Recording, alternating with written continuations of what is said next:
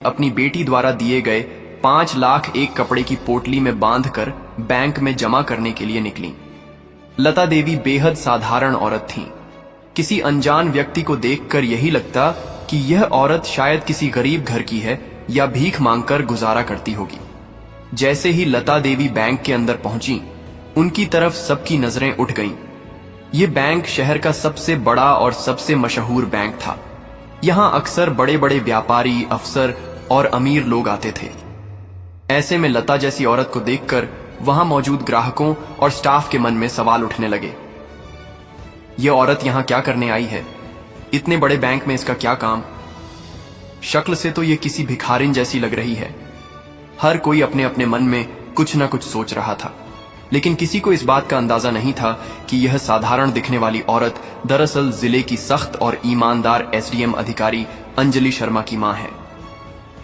लता देवी धीमे कदमों से काउंटर की ओर बढ़ी। काउंटर पर उस समय विक्रम नाम का एक सुरक्षा गार्ड बैठा हुआ था। लता देवी उसके पास पहुंची और नरम आवाज में बोली, बेटा, मुझे 5 लाख जमा करने हैं, तुम जरा पर्ची भरने में मदद कर दो। लता देवी की बात सुनते ही विक्रम भड़क उठा। वह तिरछी नजर से उन्हें ऊपर से नीचे तक देखने लगा और जोर से बोला, ओ बुढ़िया, तेरी इतनी औकात है कि तू यहां 5 लाख जमा करेगी? तेरे हालचाल देखकर तो तू किसी भीख मांगने वाली औरत जैसी लगती है। जिंदगी में कभी 5 लाख देखे हैं तूने, और ऊपर से कहती है जमा कराने आई है। निकल जा यहां से, वरना धक्के मारकर बाहर निकाल दूंगा। ये तेरे जैसे लोगों का बैंक नहीं है, समझी? ये बहुत बड़ा बैंक है और यहां तुझ जैसी औरतों की कोई जगह नहीं। लता देवी ने शांत स्वर में समझाने की कोशिश की, बेटा, मेरे पास सचमुच 5 लाख हैं, मैं बस जमा कराने आई हूं। तुम पर्ची भर दो और कोई परेशानी नहीं होगी।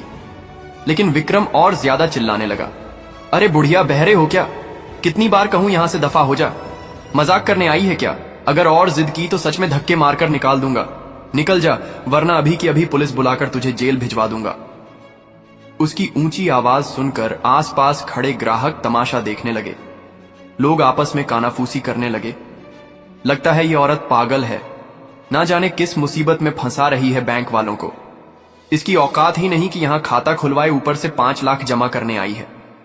लता देवी समझ चुकी थीं कि यहां कोई उनकी बात पर विश्वास नहीं करेगा। सब उन्हें धोखेबाज या झूठी ही समझ रहे थे। उन्होंने सोचा, अगर मैंने पैसे नहीं दिखाए तो यह मुझे कभी मानेंगे ही नहीं। यही सोचकर लता देवी ने कांपते हाथों से अपनी पोटली खोली और उसमें से नोटों की मोटी गड्डी बाहर निकाल ली। RS5 लाख देखकर वहां मौजूद सभी लोग, यहां तक कि गार्ड विक्रम भी चकित रह गया। सबकी आंखें फटी की फटी रह गईं। विक्रम हक्का बक्का होकर बोला, इतने पैसे तेरे पास आए कहां से? चोरी किए हैं क्या तूने?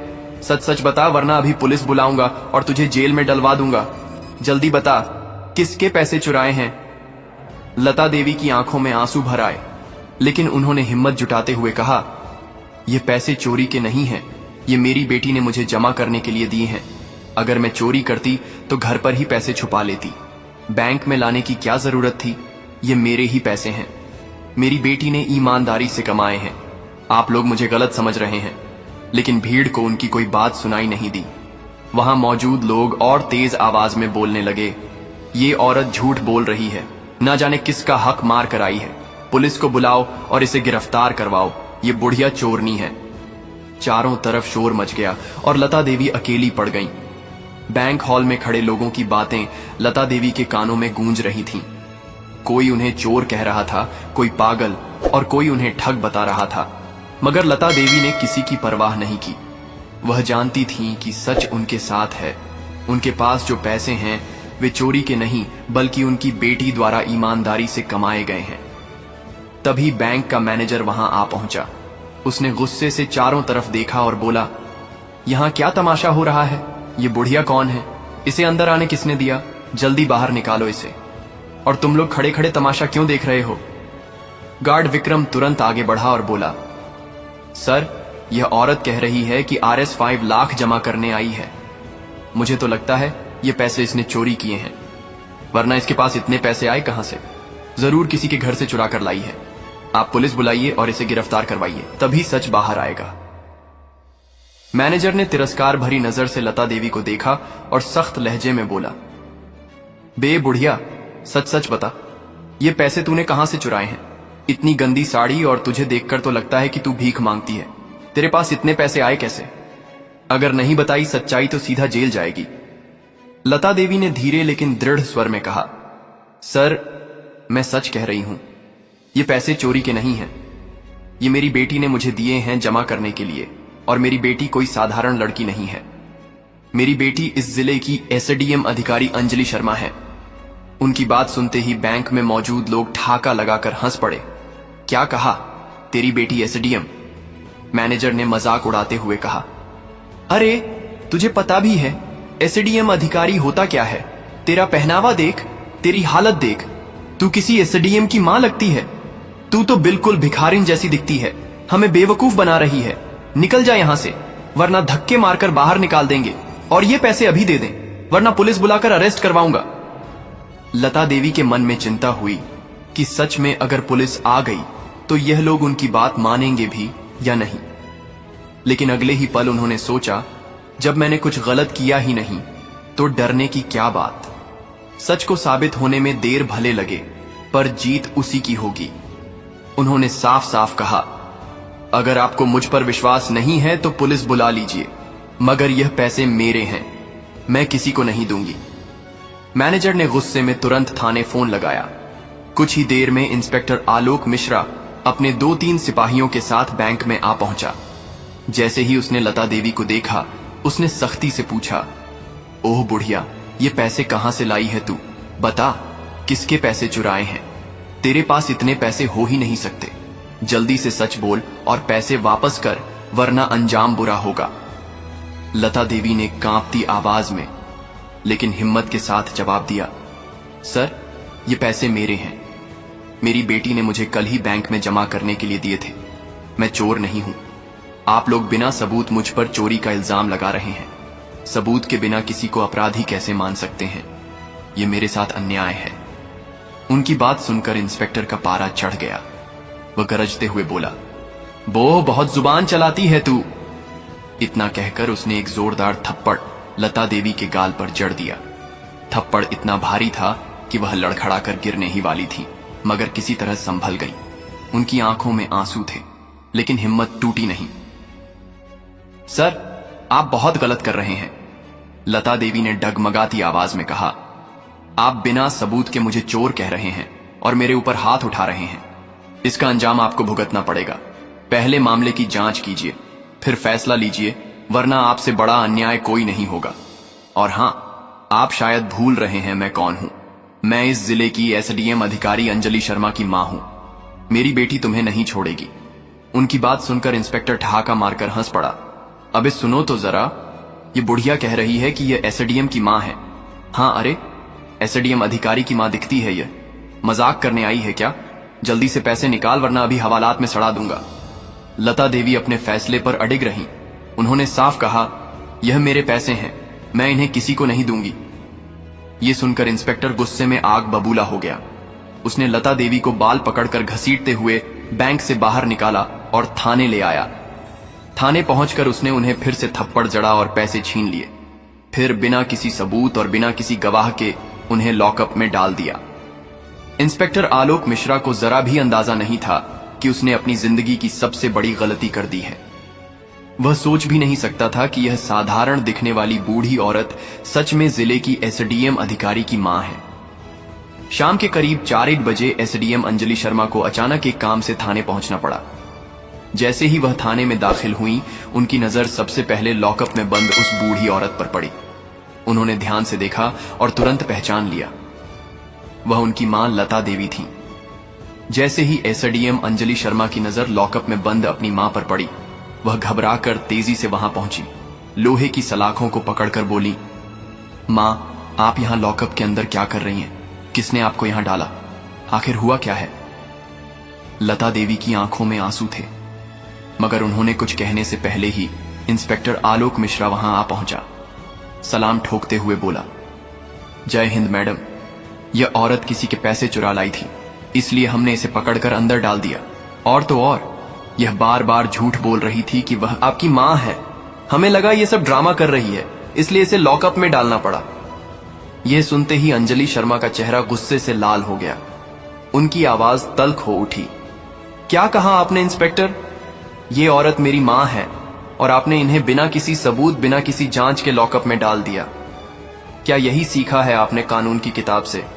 याद रखिए, कानून कभी भी किसी निर्दोष को बिना सबूत के सजा नहीं देता।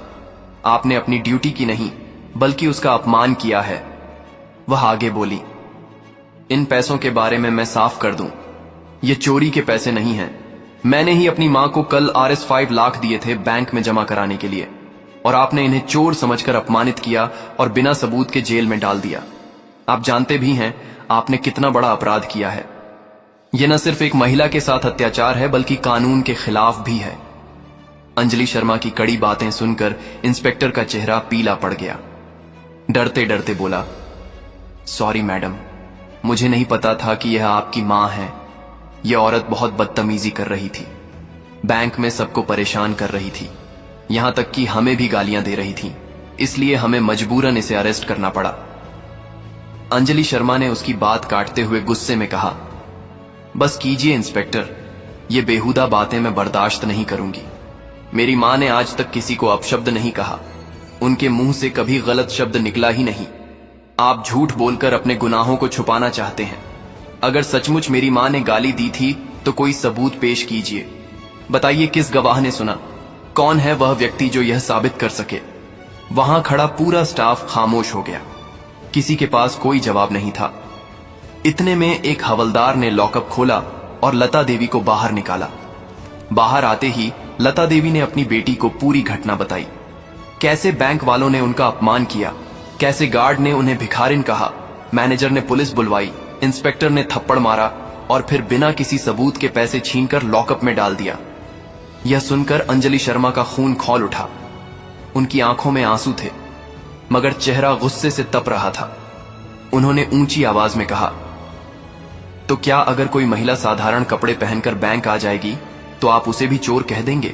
उसकी गरीबी देखकर उसका अपमान करेंगे? क्या यही आपका कानून है? नहीं नहीं इंस्पेक्टर, आपने जो किया है वह सरासर गलत है और अब आपको इसकी कीमत चुकानी पड़ेगी। इतना कहते ही अंजलि शर्मा कुर्सी पर बैठी और आदेश दिया, अभी इसी वक्त इंस्पेक्टर आलोक मिश्रा के खिलाफ रिपोर्ट दर्ज की जाए और सस्पेंशन लेटर तैयार किया जाए। कुछ ही देर में पूरा थाना हिल गया।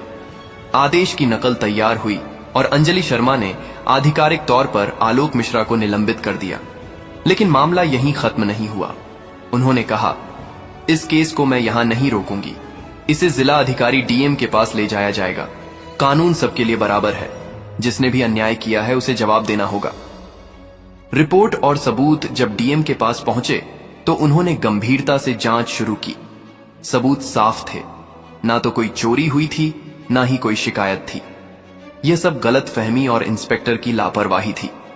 मामले की गंभीरता देखते हुए DM ने अगले ही दिन सुबह 10 बजे जिले के सबसे बड़े हॉल में एक प्रेस मीटिंग बुलवाई।